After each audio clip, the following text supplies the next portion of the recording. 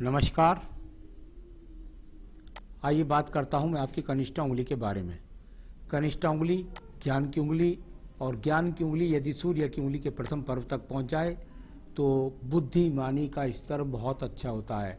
यानी कि कुल मिलाकर बहुत अच्छी याददाश्त होती है और अपने आप में जीवन में बढ़ने के लिए जो आपके फैसले होते हैं उनको सही तरीके से लिया है नहीं लिया है, इसके लिए जानी जाती है। इस रील की लंबाई कभी भी यहाँ सूर्य की उंगली के प्रथम कट से आगे नहीं होनी चाहिए। यहाँ क्योंकि आपके चित्रों से पता नहीं लग पा रहा था सही तरीके से, तो हम स्वयं देख सकती है। यदि ये इस तरह की होती है तो और आगे बढ़ जाती है तो इसमें ऐसा जरूर होता है व्यक्ति के जीवन के अंदर कि ज़्यादा उच्च पद प्राप्ति के कारण उस जगह अपना फैसला लेने के कारण मोटा इन्वेस्टमेंट हो जाता है और नुकसान हो जाता है। लेकिन यदि सूर्य की उंगली के बिल्कुल सिधाई में है तो ये अपने आप में बहुत अच्छा फल होता है।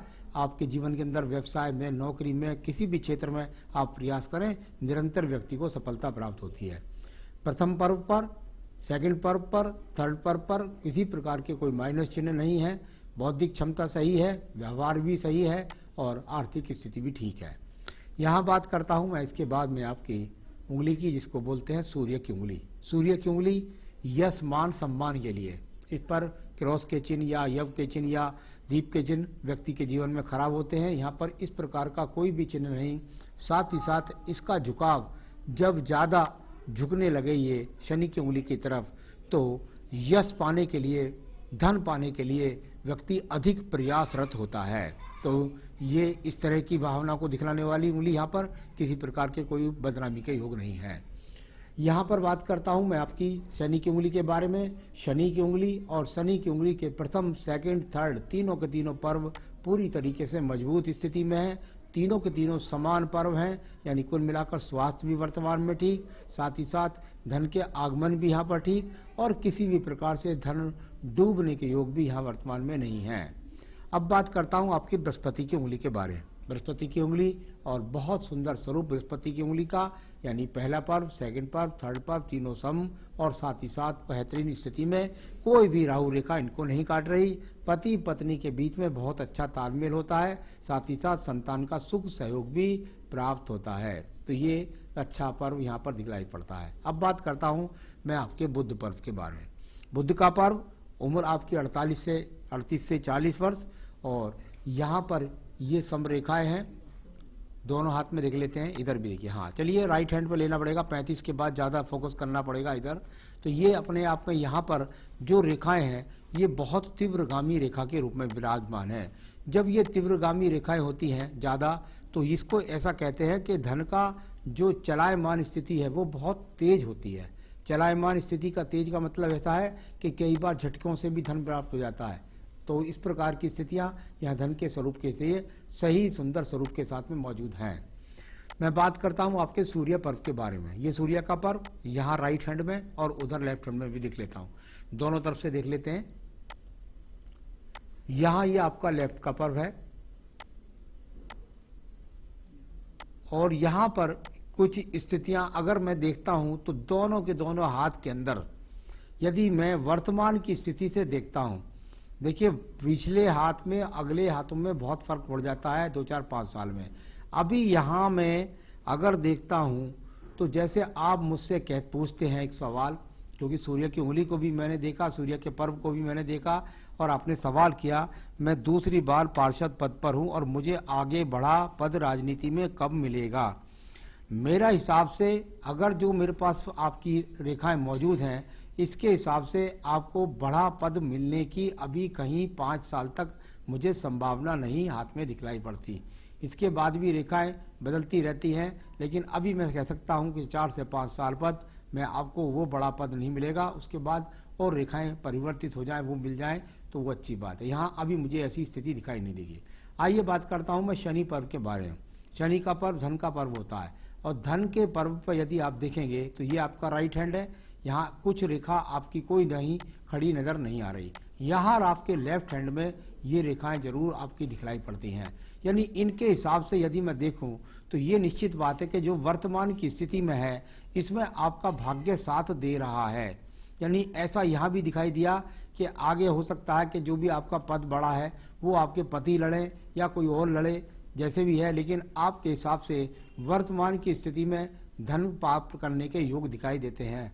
राइट हैंड में भाग्य पर्व के नीचे खड़ी रेखाओं का ना बनना ये अच्छा संकेत नहीं होता, यानी आपके आगमन के द्वारा, यानी आपकी स्थिति के द्वारा धन आगमन के स्रोत आगे मुझे बंद नजर आते हैं।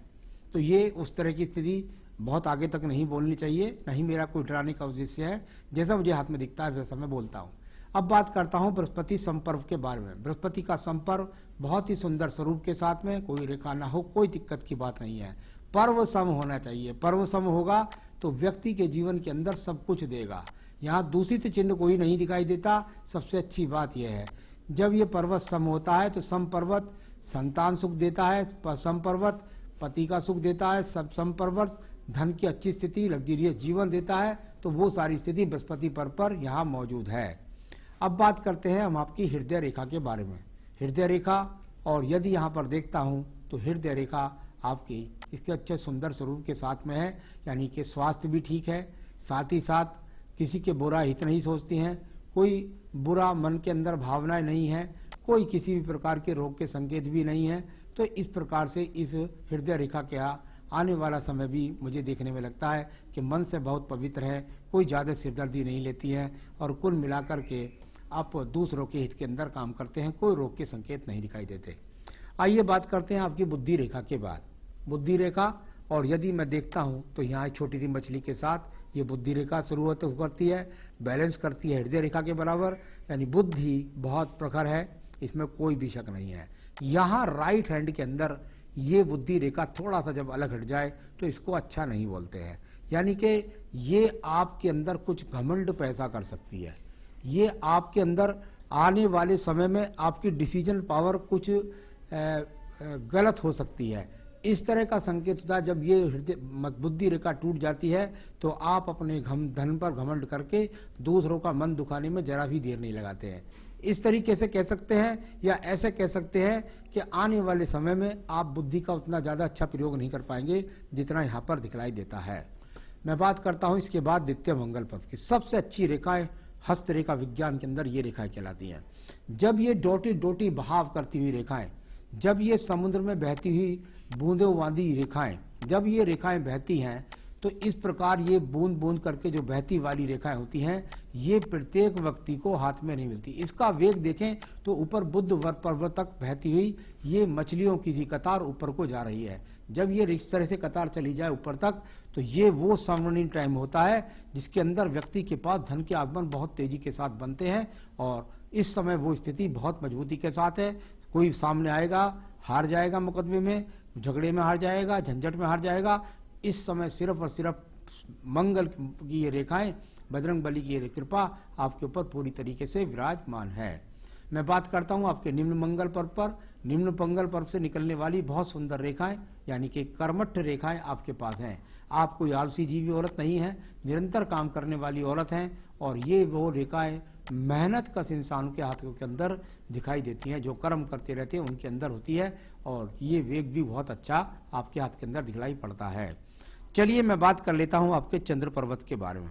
चंद्र पर्वत, और यहाँ पर यदि मैं चंद्र पर्वत को देखता हूँ तो चंद्र पर्वत पर अगर देखें तो देखिए सिंपल हाथ के अंदर तो कोई ज़्यादा क्रेजी रेखाएं दिखाई नहीं, लेकिन यहाँ ये चिंता की रेखाएं जरूर हैं। यानी कुल मिलाकर के आप अपनी जीवन शैली से कहीं ना कहीं किसी भी वजह से कुछ ना कुछ मानसिक रूप से व्यथित दिखाई पड़ती हैं। इस प्रकार से ये आपका चंद्र पर्वत है। कोई यहाँ पर विदेश रेखा नहीं दिखाई दी, कोई यहाँ पर किसी प्रकार का अभी यहाँ कोई तीर्थ यात्रा दिखाई नहीं दी। अब बात करते हैं इसके बाद में हम यहाँ पर भाग्य रेखा के बारे में। भाग्य रेखा, और यदि मैं इसमें देखता हूँ तो ये भाग्य रेखा जाकर लगभग यहाँ आपके 35 वर्ष तक दिखाई दी। इसके बाद ये हल्की हल्की टूट गई। लेफ्ट हैंड में देख लेते हैं आपके में वहाँ क्या स्थिति है। लेफ्ट में देखिए कितनी मजबूती के साथ ये रेखा जाकर के आप मुझे अपनी आयु बता रही हैं इस समय पर लगभग 38 से 40। ये रेखा यहाँ भी मजबूत स्थिति के साथ दिखलाई पड़ी। इसके बाद भी ये बिखराव रूपी रेखाएं साथ में मौजूद हैं। यानी मैं समझता हूँ आपका अनुमान जो भी है आयु का, लेकिन मेरे हिसाब से ये 36 से 37 वर्ष तक बहुत अच्छी रेखा आपके साथ में है भाग्य रेखा, और उसके बाद में टूट करके चलती है। यानी आगे अगर देखें तो आपके हिसाब से मुझे कई जगह पर ऐसा दिखाई दिया कि आपको कोई ज़्यादा अच्छा पर पद या प्राप्ति कोई आगे नज़र नहीं आती है। तो ये इस प्रकार से आपकी भाग्य रेखा यहाँ पर। और आगे बात करूँगा इसके बाद में मैं यहाँ पर आपके इसी था शुक्र पर्व के बारे में। शुक्र पर्व संसाधनों का पर्व होता है और संसाधनों का पर्व यदि मैं देखता हूँ तो इसके अंदर एक्स के चिन्ह है, यानी आज भी आपकी भूख कुल मिलाकर ज़्यादा है संसाधनों के प्रति। तो ऐसा दिखने वाली यहाँ पर रेखाएं काफ़ी मौजूद होती हैं। यहाँ पर ये रेखाएं व्यापारिक रेखा के रूप में हैं जो बहुत ज़्यादा टूट टूट करके चलती हैं। ये पैतृक पक्ष से आने वाली एक रेखा आयु रेखा में जुड़ गई है, यानी परिवार से सहयोग की रेखा के रूप में इसको बोला जाता है। यहाँ पर आपकी व्यापारिक रेखाएं भी कोई बहुत ज़्यादा मजबूत नहीं है, टूट टूट करके वो रेखाएं हैं, यानी कई माध्यमों से धन के आगमन के प्राप्त हो सकती है। तो ये इस तरीके से मैंने आपका पूरा हाथ बोलने का प्रयास किया। अब मैं आपके सवाल के जवाब देता हूँ। तो पार्षद पद पर हूँ और मुझे आगे बड़ा पद राजनीति में कब मिलेगा? देखिए, मुझे अभी कोई 4 से 5 साल तक ऐसे पद की प्राप्ति का योग हाथ के द्वारा दिखलाई नहीं दिया। बहुत आगे यदि आप पूछना चाहते हैं तो आप अपनी जन्मपत्ति, date of birth, time place भेज दीजिए, उससे हम आपको बता सकते हैं। मैं अपना घर कब बना पाऊंगी? अगर मैं आपके हिसाब से देखता हूं तो मुझे अभी आपके हिसाब से घर बनाने के योग यहाँ पर अगले 4 से 5 साल में नज़र नहीं आ रहे हैं। मेरा आगे का भविष्य कैसा होगा? जो पद आपके पास है इसके बाद मुझे दूसरा पद मिलने की संभावना बहुत कम नज़र आती है। मेरा जीवन पूर्ण रूप से सुखी कब होगा? यहाँ पर आपने मुझे भले ही पार्षद बताया, लेकिन मैंने शुरू से आखिर तक आपको कहीं भी हाथ रेखा के द्वारा बहुत अच्छा आपका ऐसा नहीं दिखलाई दिया कि बहुत ज़्यादा आपके जीवन के अंदर आप शांत हैं। तो जीवन पूर्ण रूप से अशांत की बात करता हूँ, सुखी की बात की फॉर्मेशन मैं नहीं बता सकता, लेकिन यहाँ पूर्ण रूप से मुझे दिखलाई नहीं पड़ता कि आपके मन के अंदर शांति है। क्या मेरे जीवन में मुझे कोई बड़ी बीमारी होगी? बिल्कुल भी नहीं। कहीं से कहीं तक कोई बीमारी का योग मुझे अभी कहीं दिखलाई नहीं पड़ता। मेरी उम्र 38 से 40 के बीच है, वो आपने बताई, उसी के हिसाब से मैंने हाथ को पूरा पढ़ने का प्रयास किया। आपने जैसा भी बताया, पार्षद बताया, जो भी बताया, ऊंचाई प्राप्त कराई, जो भी कराई, लेकिन मैं ऐसे इतना बेहतरीन हाथ में नहीं समझता सामने कि इसके द्वारा मैं कह सकूं कि आपके द्वारा ही सब कुछ आपके जीवन में चल रहा है। आपके जीवन में आगे मुझे नहीं लगता कि आपके द्वारा कोई सफलता अभी 4-5 साल में है। बाकी बाद में कोई रेखा बन जाए तो लगे। आप अपने जीवन में यदि शांति चाहती हैं, रोगों से छुटकारा चाहती हैं, जीवन और ज़्यादा सुखमय बनाना चाहती हैं, तो उसके लिए आप अपने बेहतरीन सा यहाँ पर एक बेहतरीन सा पुखराज धारण करिए। यहाँ पर आपको एक बेहतरीन श्रीलंकन पुखराज पहनिएगा। इससे आपको मानसिक शांति के साथ में समृद्धि और सुख शांति ज़्यादा प्राप्त होगी, तो और तरक्की प्राप्त होगी। तो ये पुखराज पहनिएगा। साथ ही साथ अपनी पूजा के अंदर आप बस सिर्फ कुछ नहीं करें, आप केवल दुर्गा सप्तशती का देवी कवच है, उसे नित्य पढ़िए। उसके पढ़ने से आपके जीवन सभी कार्य संपूर्ण हो जाएंगे। नमस्कार।